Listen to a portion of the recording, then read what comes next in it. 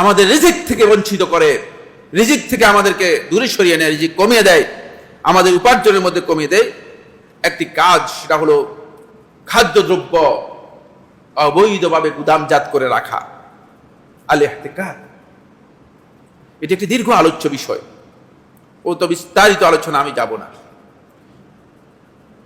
খাদ্যদ্রব্য আপনার কাছে আছে, কিন্তু অবৈধভাবে আপনি সমাজে অথবা বাজারে একটা সংকট তৈরি করার জন্য, মানুষদেরকে কষ্ট দেওয়ার জন্য আপনি সেটাকে যদি গুদামজাত করে রেখে দেন, এই কাজটি আপনি হয়তো মনে করেছেন যে এর মাধ্যমে আপনার আল্লাহ তাআলা রিজিক বাড়িয়ে দিবেন। না, এর মাধ্যমে আপনার ক্ষতি হবে, এর মাধ্যমে ক্ষতি হবে, রিজিক কমে যাবে।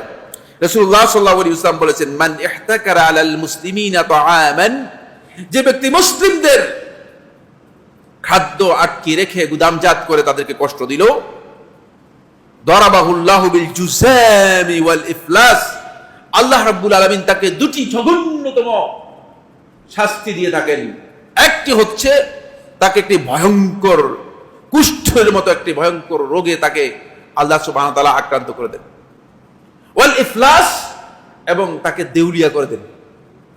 ইফলাস হচ্ছে দেউলিয়া করে দেন, আর্থিকভাবে তাকে কপর্দক্ষীণ করে দেয়, আর্থিক সংকটের মধ্যে সে পড়ে যায়, দারিদ্র তার জন্য অবধারিত হয়ে যায়।